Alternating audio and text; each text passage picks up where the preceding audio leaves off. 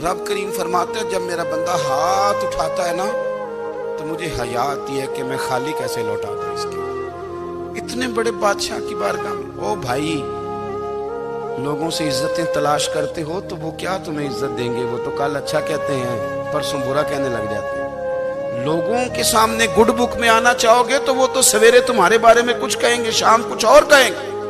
अपनी रूहानी जिंदगी आबाद करें, अपने मुसल्ले को वक्त दें और दुनिया से छुप कर इस मोबाइल को बंद करके और अपने आप से भी छुप के और तन्हा होके छुपा के सारा कुछ अपने आंसू अपने रब की बारगाह में पेश करें, उसके हुजूर हाजिरी दे।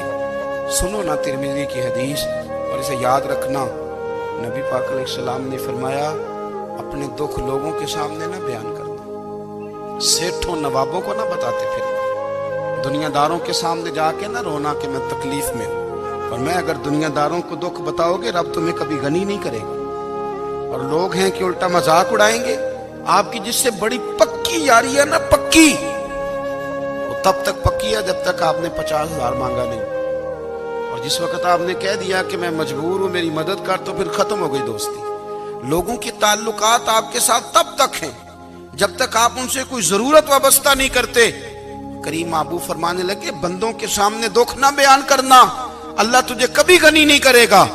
तो अपने दुख अपने रब को बता, तू दुआएं मांग, तू उसकी बारगाह में हाजिर हो, तू उसके हुजूर अर्ज कर। फरमाया अपने दुख अपने रब को बता, वो जल्दी करे या देर से करे तुझे सारी दुनिया से बेनियाज कर देगा, तुझे किसी का मोहताज नहीं रहने देगा। अपने मुसल्ले को अपनी दुआओं